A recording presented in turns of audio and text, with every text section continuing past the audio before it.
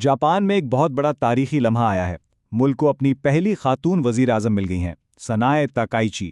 لیکن یہ کہانی اتنی سیدھی سادھی نہیں ہے جتنی لگتی ہے۔ ایک طرف وہ تاریخ بنا رہی ہیں تو دوسری طرف ان کے خیالات بہت سے لوگوں کے لیے کہنا چاہیے کہ کافی حیران کن ہے۔ تو چلیے ذرا سمجھتے ہیں کہ وہ کون ہیں، ان کی سیاست کیا ہے اور ان کی قیادت جاپان کو آخر کس سمت میں لے جائے گی۔ اور یہیں پر آ کر کہانی دلچسپ ہو جاتی ہے۔ ان کی شخصیت کا سب سے بڑا تضاد بالکل سامنے ہے۔ دیکھیے، ایک طرف تو وہ جاپان کی پہلی خاتون رہنما بن کر ایک بہت بڑی رکاوٹ توڑ رہی ہیں، لیکن دوسری طرف وہ خواتین کے ان حقوق کی مخالفت کرتی ہیں جنہیں بہت سے لوگ بنیادی سمجھتے ہیں، جیسے شادی کے بعد اپنا خاندانی نام برقرار رکھنا۔ سوال یہ ہے کہ یہ کیسے ممکن ہے؟ اور اگر کوئی شک تھا بھی تو وہ اس بات سے دور ہو جاتا ہے۔ وہ خود کہتی ہیں کہ ان کی رول ماڈل برطانیہ کی آئینی خاتون یعنی مارگریٹ تھاچر ہیں، جو اپنی سخت گیر قدامت پسند پالیسیوں کے لیے جانی جاتی تھیں۔ تو بس یہی ان کے پورے سیاسی نظریے کی بنیاد ہے۔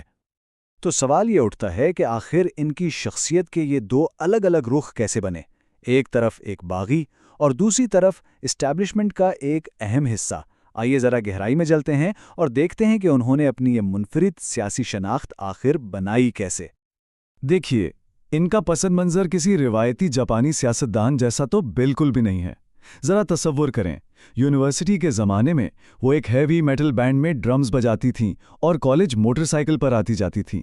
ان کا خاندان بھی کوئی سیاسی خاندان نہیں، ایک عام متوسط طبقے سے تعلق ہے، اور سیاست میں آنے سے پہلے وہ ٹی وی پریزنٹر تھیں۔ یہ ساری باتیں انہیں روایتی سیاسی اشرافیہ سے بالکل الگ کھڑا کرتی ہیں۔ لیکن اس باغیانہ تصویر کے پیچھے ایک بہت ہی منظم اور روایتی سیاسی سفر چھپا ہوا ہے۔ انہوں نے 30 سال سے زیادہ کا عرصہ جاپان کی سب سے طاقتور جماعت یعنی LDP کی صفوں میں گزارا ہے اور آہستہ آہستہ اوپر آئی ہیں۔ یہ کوئی اتفاق نہیں ہے، وہ سابق وزیر اعظم شنزو آبے کی بہت قریبی ساتھی اور شاگرد رہی ہیں، جو جاپانی سیاست کا مرکز سمجھے جاتے تھے۔ تو اصل نقطہ یہی ہے، ان کا انداز بھلے ہی باغیانہ ہو، لیکن ان کی سیاست خالصتاً اسٹیبلشمنٹ کی ہے۔ انہیں اس لیے نہیں چنا گیا کہ وہ نظام کو چیلنج کریں گی، بلکہ ان کی جماعت کو یہ لگا کہ وہ باغیانہ نظر آ کر اصلی باغی جماعتوں کا مقابلہ بہتر طریقے سے کر سکتی ہیں۔ یہ آپ کہہ لیں کہ ایک سیاسی حکمت عملی ہے۔ اچھا، تو یہ تو ہو گئی ان کی شخصیت۔ اب بات کرتے ہیں ان کے ایجنڈے کی۔ وہ کرنا کیا چاہتی ہیں، ان کی پالیسیاں کیا ہیں؟ دراصل ان کا ایجنڈا بڑی حد تک ان کے استاد شنزو آبے کے نظریات کی ہی عکاسی کرتا ہے، جسے ہم 3 اہم حصوں میں بانٹ سکتے ہیں۔ ان کی پالیسی کے بنیادی طور پر 3 ستون ہیں: قومی سلامتی پر ایک جارحانہ موقف، معیشت کے لیے نرم پالیسیاں اور سماجی مسائل پر انتہائی قدامت پسند نظریات۔ آئیے ان میں سے ہر ایک کو ذرا تفصیل سے دیکھتے ہیں۔ سب سے پہلے سیکیورٹی۔ وہ جاپان کی فوج کو، جسے سیلف ڈیفنس فورسز کہا جاتا ہے، بہت زیادہ مضبوط بنانا چاہتی ہیں۔ ان کا ہدف ہے کہ دفاعی بجٹ کو دگنا کیا جائے اور جاپان کے امن پسند آئین میں ترمیم کی جائے۔ یہ وہ آئین ہے جو دوسری جنگ عظیم کے بعد بنایا گیا تھا اور جو ملک کو جنگ کرنے سے روکتا ہے۔ تو سمجھ لیں کہ یہ ایک بہت بڑا قدم ہے۔ معاشی محاذ پر وہ نیا آبینامکس لانا چاہتی ہیں۔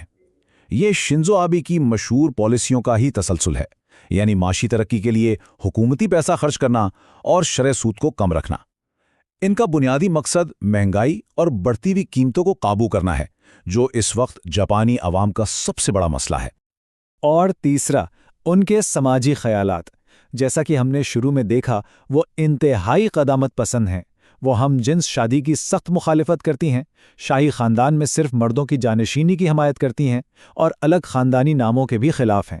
یہ جاپان کی پہلی خاتون وزیر اعظم کے لیے کہنا پڑے گا کہ ایک بہت متنازع موقف ہے۔ اب ظاہر ہے، ایک وزیر اعظم کو صرف اندرونی معاملات ہی نہیں دیکھنے ہوتے۔ تاکائچی کو ایک ایسی دنیا کا سامنا ہے جو تناؤ اور غیر یقینی صورتحال سے بھری ہوئی ہے۔ تو دیکھتے ہیں کہ وہ عالمی سطح پر جاپان کی رہنمائی کیسے کریں گی۔ یہ سلائیڈ ان کے سامنے موجود پیچیدہ عالمی منظر نامے کو دکھاتی ہے۔ سب سے اوپر امریکہ، جو جاپان کا سب سے اہم سیکیورٹی اتحادی ہے، لیکن تجارتی معاملات پر تناؤ رہتا ہے۔ پھر ہے چائنا، ایک بڑا معاشی حریف جس کے ساتھ علاقے اور تاریخ پر گہرے اختلافات ہیں۔ اور آخر میں جنوبی کوریا، جس کے ساتھ جنگی تاریخ پر مختلف نظریات کی وجہ سے تعلقات اکثر کشیدہ ہی رہتے ہیں۔ اور ان کی خارجہ پالیسی کا سب سے پہلا اور بڑا امتحان امریکہ کے ساتھ تعلقات ہوں گے۔ جاپان امریکہ اتحاد اس خطے میں سلامتی کی بنیاد ہے اور ان کی قیادت ہی اس اہم رشتے کے مستقبل کی سمت طے کرے گی۔ اس کے علاوہ جاپان کی جنگی تاریخ کے بارے میں ان کے سخت گیر خیالات بھی مسائل پیدا کر سکتے ہیں، خاص طور پر ان کا متنازع یاسوکونی شرائن کا دورہ جو جنگی مجرموں سمیت جاپان کے جنگی ہیروز کی یادگار ہے، چین اور جنوبی کوریا کے ساتھ تعلقات کو مزید بگاڑ سکتا ہے۔ یہ ممالک ان دوروں کو جاپان کی ماضی کی جارحیت پر پشیمان نہ ہونے کی علامت سمجھتے ہیں۔ عالمی چیلنجز تو اپنی جگہ ہیں، لیکن شاید تاکائچی کا سب سے بڑا امتحان ملک کے اندر ہی ہے۔ وہ ایک ایسی جماعت کی قیادت کر رہی ہیں جو خود ایک گہرے بحران کا شکار ہے۔ اس بات سے اندازہ لگائیں کہ پارٹی کتنے بڑے بحران میں ہے۔ حالیہ انتخابات میں ناکامیوں اور اسکینڈلز کے بعد پارٹی کو تبدیلی کی اتنی شدید ضرورت محسوس ہوئی کہ ان کی مہم کا نعرہ ہی تھا LDP کو بدلو۔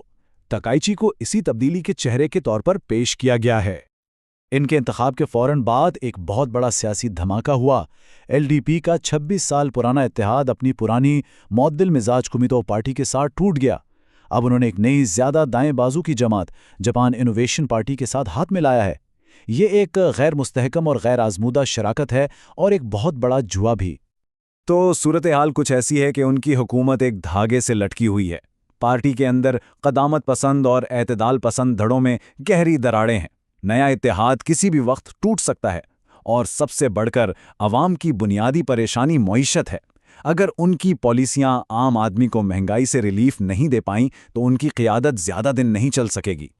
تو آخر میں سوال یہی رہ جاتا ہے، کیا جاپان کی پہلی خاتون وزیر اعظم کا انتخاب ملک کے لیے واقعی ایک نئے دور کا آغاز ہے، یا یہ صرف پرانی قدامت پسند سیاست کو ایک نئے مختلف چہرے کے ساتھ پیش کرنے کی ایک کوشش ہے؟ اس کا جواب تو آنے والا وقت ہی دے گا۔